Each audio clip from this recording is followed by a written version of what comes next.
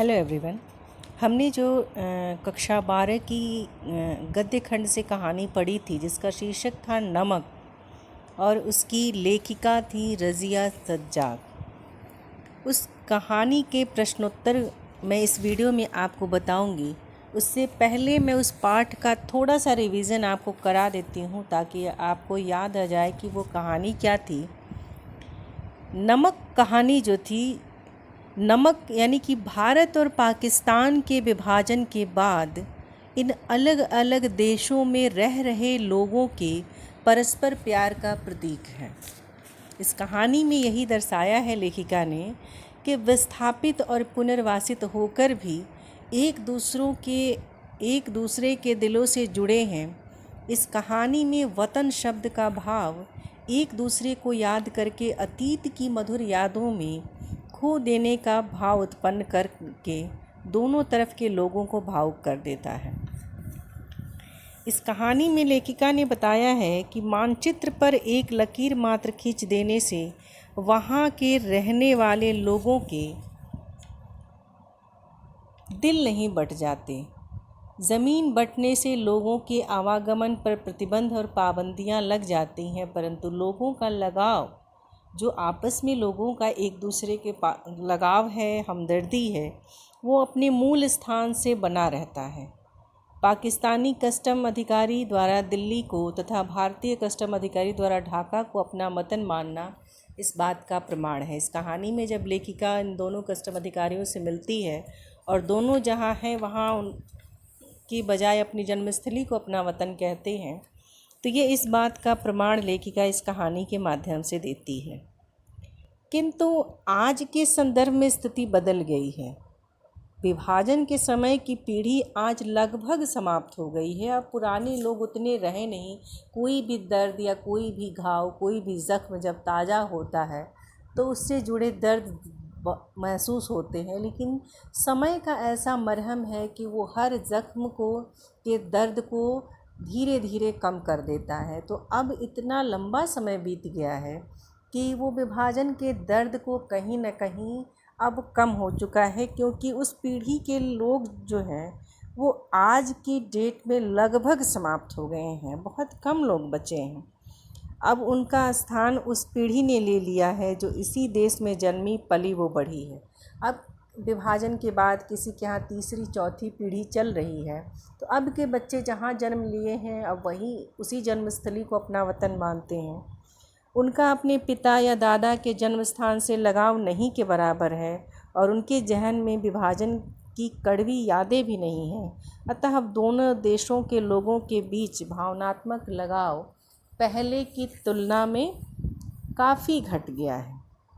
इसके बावजूद सांस्कृतिक स्तर पर दोनों देशों की एकता को बनाने के लिए प्रयास किए जाते हैं, लेकिन राजनीतिक उथल पुथल की बात से थोड़ा असर पड़ गया है पहले से संबंधों में। अब लोगों के कहा जाता है ना कि जैसे साहित्य जो है वो समकालीन समय माने समकालीन इतिहास होता है, साहित्य समकालीन समाज का दर्पण होता है।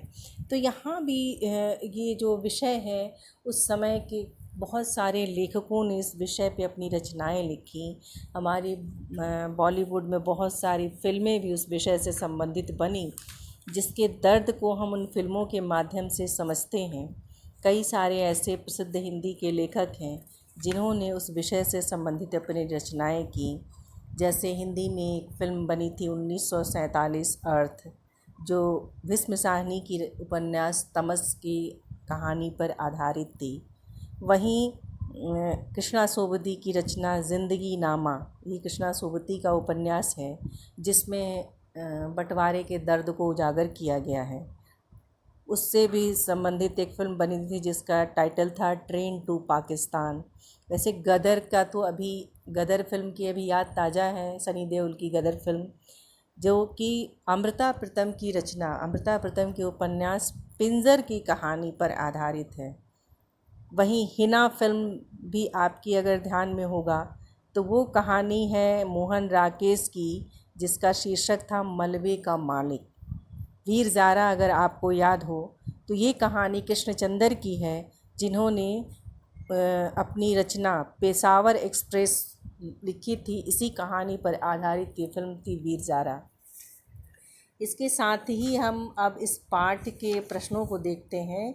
हमें प्रश्नोत्तर ही बताना था आपको, लेकिन मुझे लगा कि प्रश्नोत्तर बताने से पहले मैं आपको थोड़ा सा वो कहानी जो है नमक कहानी, उसका क्या कारण है, उस कहानी को लिखने के पीछे लेखिका का उद्देश्य क्या है, मैं थोड़ा सा आपका रिवीज़न करा दूं, इसलिए मैं कहानी बताने लगी आपको। इसके साथ ही अब मैं पहला प्रश्न पढ़ूंगी। साफिया के भाई ने नमक की पुड़िया ले जाने से क्यों मना कर दिया? ध्यान से सुनिएगा। अथवा नमक की पुड़िया को लेकर साफिया के मन में क्या द्वंद्व था? साफिया के भाई ने नमक ले जाने के लिए मना क्यों कर दिया था? इसका उत्तर मैं बता रही हूँ, ध्यान से सुनिएगा।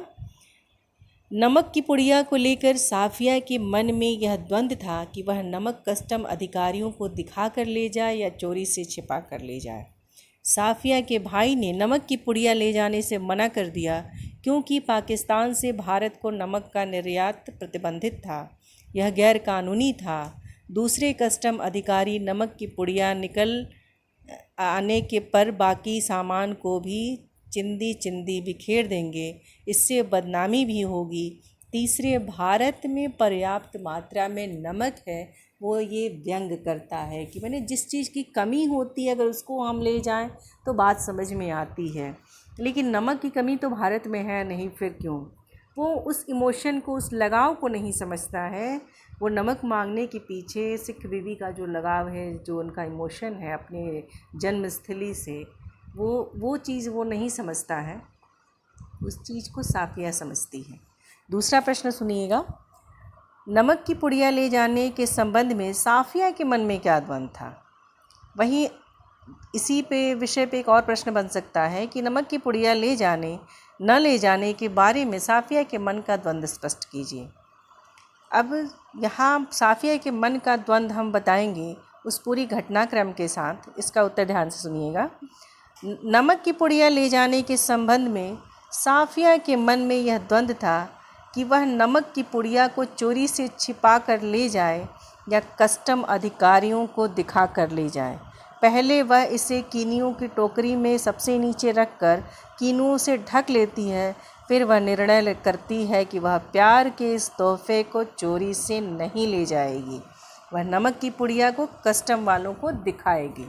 उसे कहीं न कहीं इस बात की ग्लानि होती है, जैसे कि मैंने आपको सारांश में भी बताया था कि उसको उसके मन में ये ग्लानि का भाव आता है, उसे अपराध बोध जैसा लगता है कि वो कोई गलत काम तो कर नहीं रही है।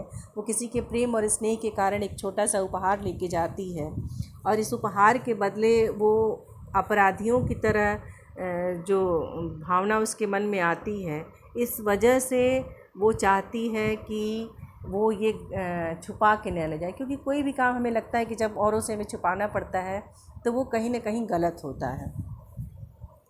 अगला प्रश्न सुनिएगा।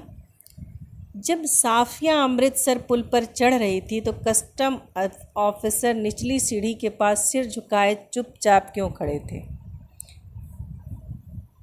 इसका उत्तर बता रही हूँ मैं आपको, ध्यान से सुनिए। साफिया अमृतसर पुल पर चढ़ रही थी तो इधर कस्टम ऑफिसर निचली सीढ़ी के पास सिर झुकाए चुपचाप खड़े थे। सिख बीवी का प्रसंग छिड़ने पर उन्हें अपने वतन की याद आ रही थी। वे सिख बीवी वो साफिया की भावना से भी प्रभावित थे। उन्हें दूसरी जगह आकर भी अपने वतन की चीज़ें बहुत याद आ रही थी। राजनीतिक उद्देश्यों ने सबको एक दूसरे से अलग कर दिया था। कभी कभी होता है ना कि हम किसी ऐसे व्यक्ति से मिलते हैं जिसका कि दर्द जो है वो हमारे दर्द से मिलता जुलता है, तो हम उस दर्द की गहराई को महसूस कर लेते हैं। तो ऐसा ही कुछ उस कस्टम अधिकारी के साथ भी हुआ, इसलिए ये घटना घटित हुई। अगला प्रश्न है, लाहौर अभी तक उनका वतन है और दिल्ली मेरा, क्या मेरा वतन ढाका है, ऐसे उद्गार किस सामाजिक यथार्थ का संकेत करते हैं? ये कथन उस सामाजिक यथार्थ का संकेत करते हैं कि राजनीतिक तौर पर लोग भले ही विस्थापित हो जाते हों, परंतु भावनात्मक लगाव मातृभूमि से ही रहता है। राजनीतिक बंटवारे लोगों के दिलों को नहीं बांट सकते। वे लोगों को अलग रहने पर मजबूर कर सकते हैं, परंतु उनका प्रेम अंतिम समय तक मातृभूमि से ही रहता है। कहीं भी हम जगह को, सामान को, ज़मीन को बांट सकते हैं, लेकिन भावनाओं को नहीं बांट सकते। और यही बात लेखिका जो है इस कहानी के माध्यम से उजागर करती है। नमक ले जाने के बारे में साफिया के मन में उठे द्वंद्व के आधार पर उसकी चारित्रिक विशेषताओं को स्पष्ट कीजिए। इसका उत्तर ध्यान से सुनिए। नमक ले जाते समय साफिया के मन में अनेक द्वंद्व उठे, इससे उसके चरित्र की निम्नलिखित विशेषताएं उभर कर आती हैं। भावुक, यानी कि साफिया जो है भावुक है, वह सिख बीवी की भावनाओं को जानती है तथा उसी के आधार पर लाहौरी नमक भारत ले जाना चाहती है। वह गैर कानूनी है, यह जानते हुए भी वह भावनाओं को बड़ा मानती है। उसके जीवन में इमोशंस का महत्व है, भावनाओं का महत्व है। वायदे की पक्की है। साफिया सैयद है, सैयद होने के नाते वह अपने वायदे को किसी भी कीमत पर पूरा करना चाहती है। वह नमक ले जाने के लिए हर गलत सही तरीके पर विचार करती है। व्यवहारिक भी है। साफिया व्यवहारिक है, वह प्रेम के तोहफे को चोरी से नहीं ले जाना चाहती। वह दोनों देशों के कस्टम अधिकारियों के सामने अपनी बात रखती है तथा अपने तर्कों से उन्हें अपने पक्ष में करने में सफल हो जाती है, और इस तरीके से वह नमक की पुड़िया ले जाने में सफल हो जाती है। छठवां प्रश्न सुनिएगा। मानचित्र पर एक लकीर खींच देने भर से ज़मीन और जनता बट नहीं जाती। उचित तर्कों व उदाहरणों के जरिए इसकी पुष्टि करिए। ये जो वाक्य है इस कहानी में कि मानचित्र पर एक लकीर खींच देने भर से ज़मीन और जनता बट नहीं जाती, लेखिका का यह कथन पूर्णतया सत्य है। राजनीतिक कारणों से मानचित्र पर, यानी कि जो मैप होता है, लकीर खींचकर देश को दो भागों में बांट दिया गया। इससे ज़मीन व जनता को अलग अलग देश का लेबल मिल जाता है, परंतु यह कार्य जनता की भावनाओं को नहीं बांट सकता। हम किसी वस्तु को बांट सकते हैं, लेकिन हृदय में बसे प्रेम को, स्नेह को नहीं बांट सकते। उनका मन अंत तक अपनी मातृभूमि से जुड़ा रहता है।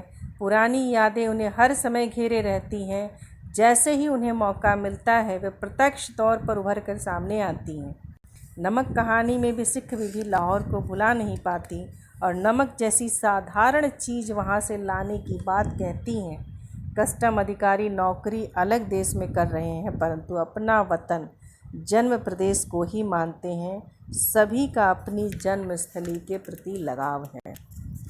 सातवां वो अंतिम प्रश्न है। नमक कहानी में भारत व पाक की जनता के आरोपित भेदभावों के बीच मोहब्बत का नमकीन स्वाद घुला हुआ है कैसे? यहाँ जो लेखिका नमक कहानी में भारत व पाक की जनता के आरोपित भेदभावों के बीच मोहब्बत का नमकीन स्वाद घुला हुआ है, उनमें प्रेम और स्नेह का स्वाद है। इस स्वाद में अपनापन है। लेखिका का अपने भाइयों परिचितों से स्नेह, सिख बीवी का लाहौर से लगाव, कस्टम अधिकारियों का दिल्ली व ढाका से जुड़ाव, ये सब दोनों देशों की जनता के बीच स्नेह को दर्शाते हैं। इसके साथ ही इस पाठ के प्रश्नोत्तर समाप्त हो गए। That's all. Thank you.